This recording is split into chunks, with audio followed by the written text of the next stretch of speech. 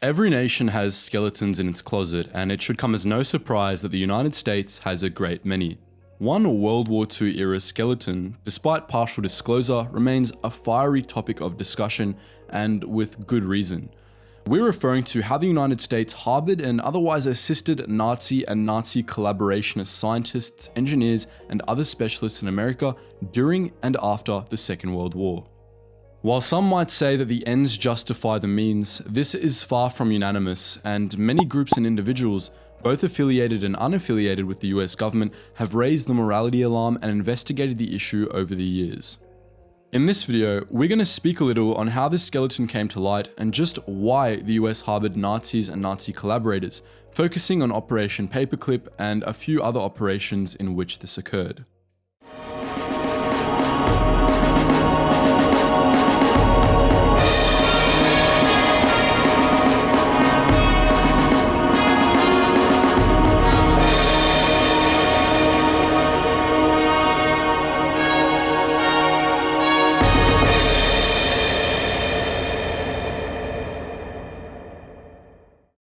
While suspicions existed in the 30-odd years prior, the US Immigration and Naturalization Service, or INS, conducted investigations on illegal Nazi and Nazi collaborationist immigrants in the mid-1970s.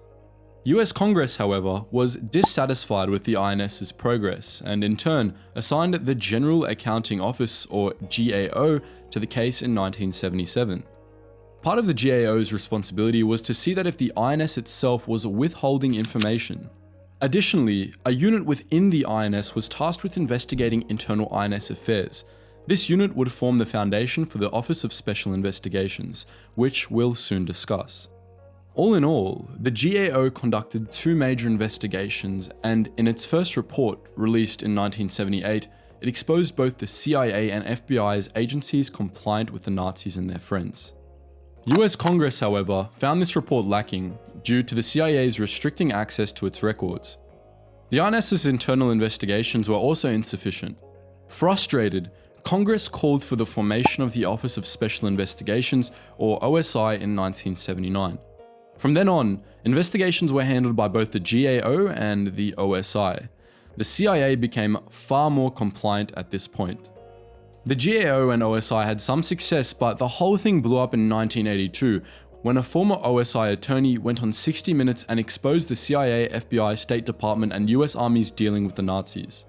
There was a media storm, and the GAO and OSI took things up a notch. For its second report, released in 1985, the GAO investigated 114 suspects. The OSI, however, seemed to take on a heavier load, as it had conducted almost 1,500 investigations on immigrants who violated US immigration laws by covering up their wartime deeds, stripped 52 of them of their US citizenships, removed a further 44 from the country, and placed 60,000 individuals on their watch list. It's also worth noting that of those 60,000, only 100 were Japanese. Of course, government investigations weren't the only ones. Author Annie Jacobson's Operation Paperclip, the secret intelligence program that brought Nazi scientists to America, remains a prominent source on this issue, as does Christopher Simpson's Blowback, America's Recruitment of Nazis and its Effect on the Cold War. And these are but two of many works. And by its very nature, this is a complex topic, only exacerbated by government secrecy.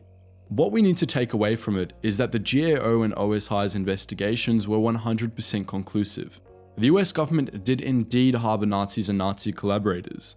What remains inconclusive is the extent to which this occurred and the extent to which each agency was involved. For now, let's look into Operation Paperclip and a few other operations. You can't research this topic without stumbling into Operation Paperclip. On the 20th of July 1945, the Joint Chiefs of Staff of the DoD established a secret recruitment program called Operation Overcast, overseen by the Joint Intelligence Objectives Agency, or GIOA. The operation's primary objective was to shorten the war with Japan and aid post-war military research by bolstering America's intellect with Nazi brains.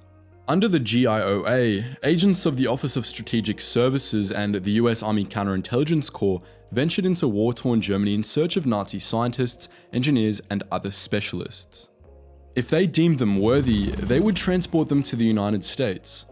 A few months after the end of the war, Operation Overcast was renamed Paperclip, and with Japan defeated, the objective of the operation became solely to aid America in the Cold War arms race and race to the moon. In both of these ventures, Nazi rocket specialists came in handy, and some of them went on to receive the highest rewards possible from NASA, the US Department of Defense, and other top-tier organizations. Werner von Braun is the most famous example of a paperclip immigrant. Before GIOA flew him to America, he was not only a Nazi but an SS officer. Despite being SS, Braun only confessed to witnessing the slave labor used to fuel the munitions factory he ran back in Germany.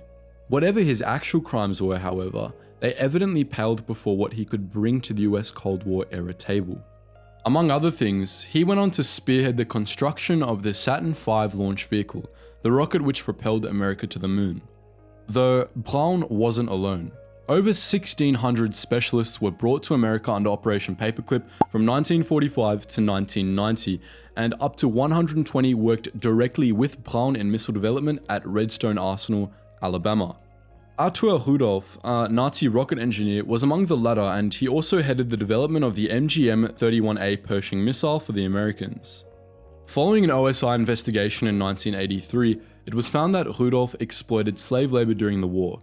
He was given the option to renounce his US citizenship and leave the country without being prosecuted, which he took. Read that how you will. Despite how bad the premise of Operation Paperclip might seem, no specialists brought to the States under it were ever found guilty of war crimes. But again, read this how you will. Of course, Operation Paperclip was just one operation in which the US assisted Nazi and Nazi collaborators. Operation Bloodstone is an example of a similar operation carried out directly by the CIA. In this op, the agency tracked down the Nazis and Nazi collaborators in areas controlled by the USSR from June 1948 onwards. They then had these individuals work undercover in the Soviet Union, Canada, Latin America, and in the US. Some of these people were ex-Nazi intelligence agents. The US Army Air Force conducted similar operations, but nowhere near on the same scale as Paperclip and nowhere near as questionable. In Operation Lusty, the Army Air Force sent teams into Europe and collected enemy aircraft technology and data in kind. After the war with Germany ended, captured Luftwaffe pilots, such as Hauptmann Heinz Brau and Karl Bau, were given the choice to either go to prison or test fly captured and experimental aircraft for the Yanks. Earlier, we mentioned that of 60,000 on the OSI's watch list, only 100 were Japanese. This is because no Japanese scientists were harbored in the US after the war, and also because they did not comply with the OSI investigations. This does not, however, excuse the US from setting aside morality to exploit Japanese scientists. We've covered this in an old video of ours, but in short, the US went to great efforts to cover up the war crimes of Japanese scientists who engaged in human experimentation in the war, and also to ensure these scientists were never brought to justice. Among them were members of the infamous Unit 731 and Unit 100, and the things they did need not be repeated here. What we should take away is that the US did this to advance its own biological weapons program, trading Japanese human experimentation data for absolution. The US also assisted in paperclip-esque operations under the Alsos mission alongside other nations such as the UK, the Netherlands, and Norway. This leads us to our next point. It wasn't only the Americans who were doing this. The Soviets and British undertook their fair share of paperclip-esque operations too, and the former did so in direct competition with the US. In Operation Osoaviakim, for instance, the Soviets held over 2,200 German specialists at gunpoint in the Soviet occupation zone in Germany, forcing them to go to the USSR and attribute to the arms and moon race. With respect to the Japanese war criminals, the Soviets took things a step further, taking some 30 members of Unit 731 and forcing them to work on a bacteriological research project near Moscow. As per a report made by the US 441st Counterintelligence Corps, a unit assigned to Japan after the war. As for the Brits, one of their operations was codenamed Surgeon.